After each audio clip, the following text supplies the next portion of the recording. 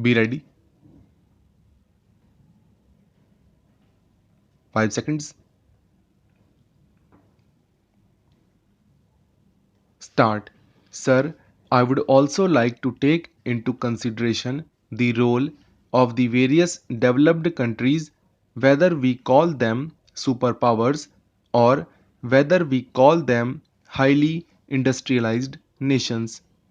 Also, the world in general is aware of the movement for disarmament, which has taken a passive nature, although the movement for detent and disarmament is growing in the world, but it has not had the desired amount of success in preventing the proliferation as well as the worsening of the strategic environment in various places, and as pointed out by the learned professor, as destabilization of regional areas, whether it is in our continent or elsewhere, but it is a most dangerous event taking place in our subcontinent.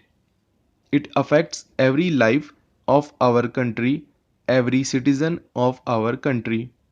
Now, the latest offer by the US and the certification by the President of the United States to Pakistan and the promise of $100 million in the wake of the $3 billion which has been given in the last 5 years and the $4 billion coming in the next 5 to 6 years is not very clear whether the AWACS, that is airborne warning, and the control systems which is sought to be given to Pakistan, as the published reports indicate, is part and parcel of that.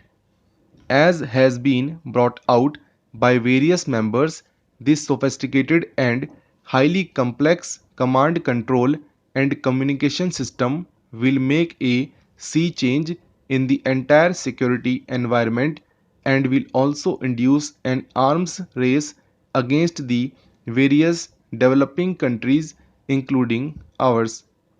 This, to my mind, is another way of following the old accepted theory that war is a continuation of the state policy by other means. That means it will force us and other countries of the subcontinent into diverting the valuable resources from development to national security or to defense needs. If we see the type of equipment and weapons which have been given, we will find this.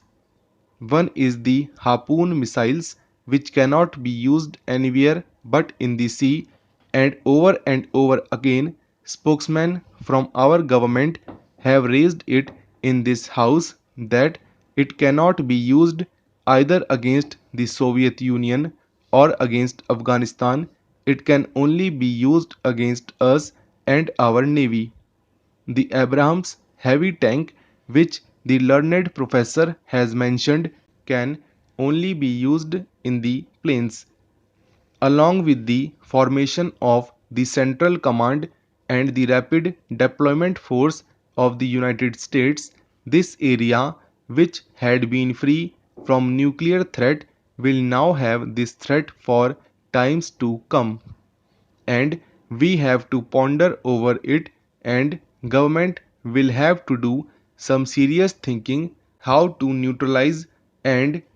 how to minimize its effect, the threat which is to our country.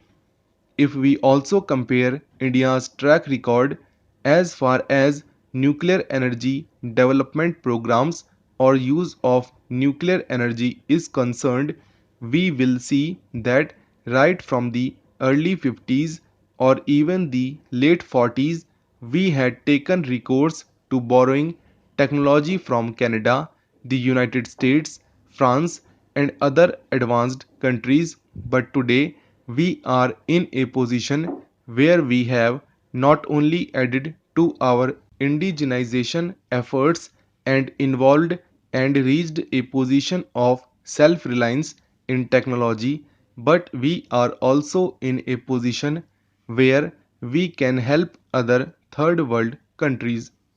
In the last general body meeting of the International Atomic Energy Authority in Vienna, the superpowers were not keen to transfer technology to the poorer and the developing third world countries who are at the moment suffering from shortage of funds as well as energy, but on the other hand, pressure was put on India to sign the NFT, which India rightly has been refusing.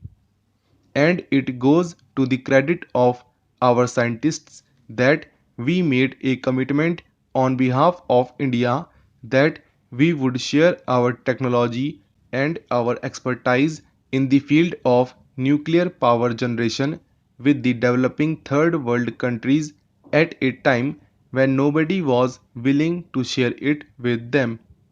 While we have been keeping up to our principles and thesis of peaceful use of atomic energy and have gone ahead with fast breeder technology reactors, we have in the field of medicines, we have also set up research centers for the fast breeder technology reactors. We have, by our tolerance and principled stand, not gone in for the uranium enrichment facilities which our scientists are capable of. This, I suppose, is being taken as a weakness and not as our principled stand. Therefore, this advantage which is being taken by the United States of America and Pakistan must be taken serious note of. It is another matter of serious concern and of significance that the stepping up of arms race as well as the stepping up of activities to destabilize our country were intensified in 1980 and more specially after then 7th non-aligned conference here in Delhi.